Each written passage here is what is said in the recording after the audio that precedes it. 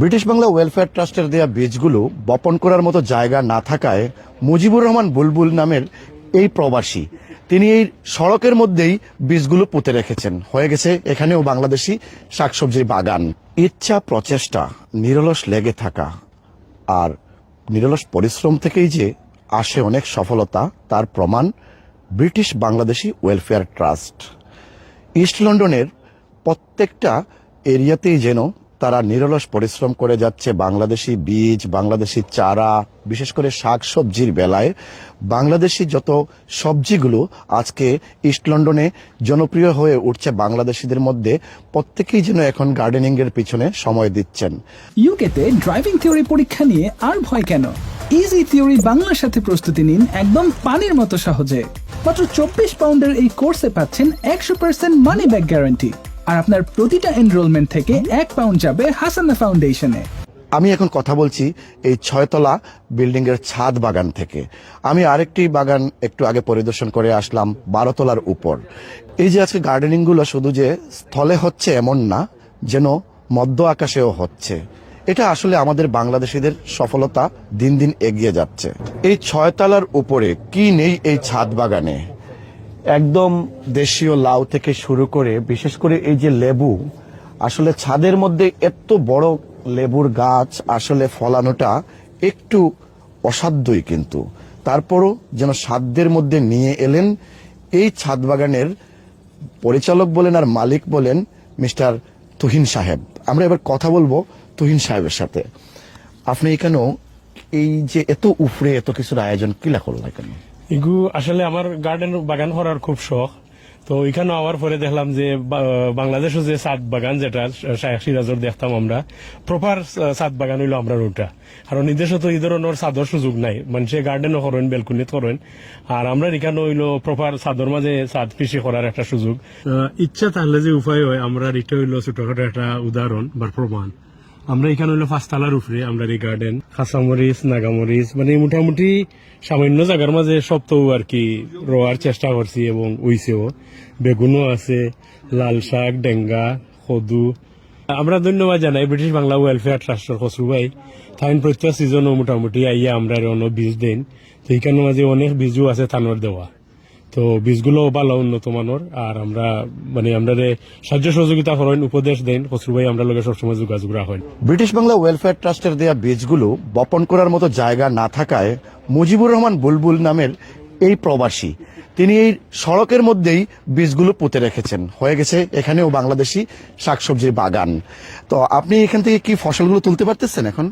আমার মোটামুটি আল্লাহ দিলে প্রতি বছর এই জায়গা লাগাই, আর কিছু হয়, তারপরে প্রতীকের যারা আছে তারাও নেয়, আর আমিও কালেকশন করি, আর বাংলাদেশি যারা আছে তারারেও মাঝে মাঝে দিই। আর আমার টুইন ভাই তো আসুন আল্লাহ দিলে আমরা মিলিয়া খাই। এটা কি কি কি পারলেন? এটা দেশীয় শসা। আপনারা দেখছেন যে এটা দেশীয় শসা। এই শসাটাও কিন্তু ক্ষীরা। এই ক্ষীরাটা কিন্তু এখানে এই সড়কের পাশের এই গার্ডেন থেকে, গার্ডেন বলা না গেলেও বলতে হচ্ছে যেহেতু তিনি গার্ডেনের মতো করে ফেলছেন, এই সড়কের পাশে এই যে ক্ষীরাগুলো, তো এগুলো কি পাবলিককে দেখে না বা নেয় না এভাবে? আমি সাধারণত একটু লুকিয়ে রাখি, কারণ প্রতীক যাওয়ার সময় বিশেষ করে আমরা দেখি মানুষের একটু মানে ডিস্টার্ব করে। আমরা একটা ক্ষীরা এখান থেকে নিয়ে নিচ্ছি।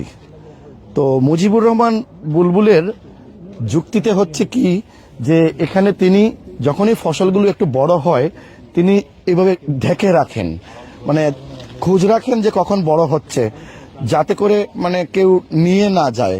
কারণ পথের কাছে এই বাগানটি সবাই মালিকানা দাবি করতে পারে, কারণ তার কষ্ট পরিশ্রমে এই বাংলাদেশি ক্ষীরেগুলো বা শশাগুলো এখানে ফলতেছে।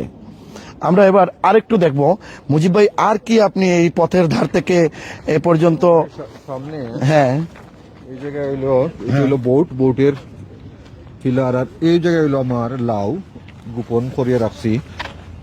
এই দেখেন মিষ্টি লাউ, বাহ বাহ বাহ বাহ, অনেক বড় মিষ্টি লাউটা তিনি কিন্তু ঢেকে রেখেছেন, কেউ যাতে না জানে বা না বুঝে যে আসলে প্রচেষ্টা যে কতটুকু মানুষকে সফলতা দিতে পারে, এর প্রমাণ হচ্ছেন মুজিবুর রহমান বুলবুল। এই যে জুপের মধ্যে থেকে বাংলাদেশি সবজিগুলো তিনি আজকে এই যে ঘরে তুলছেন। বাহ বাহ বাহ বাহ বাহ, দেখুন, বাহ বাহ বাহ বাহ, এটা অবাক করার মতো বিষয়। জায়গা বা স্থান না থাকলেও যে ইচ্ছে থাকলে পথের ধারে ফসল ঘরে তোলা যায়। বাহ বাহ বাহ। এখানে যারা বাগান করেছেন এই বাংলাদেশি শাকসবজির, আমরা এবার কথা বলবো তাদেরই কয়েকজনের সাথে। আসসালামু আলাইকুম।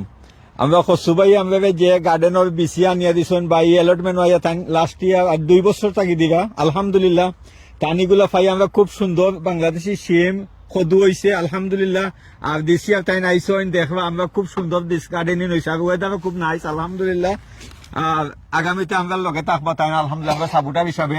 আর তাই সুন্দর কাম করে যাইবার লাগে তাই আমরা এই কমিউনিটি থাকি তাহলে থ্যাংক ইউ, আমরা ধন্যবাদ দিয়া। মরিচ গাছটার বৈশিষ্ট্য হইলো একটা কালারটা হইলো বেগুনি আর খুব সুন্দর, আর সুন্দরও লাগেও সাধারণত বিশেষ করে লাগানি, কারণ আমরা গ্রিনও লাগাইছি ছোট পরিসরে। গ্রিনটা আবার জাল বেশি, এটা দেশীয়।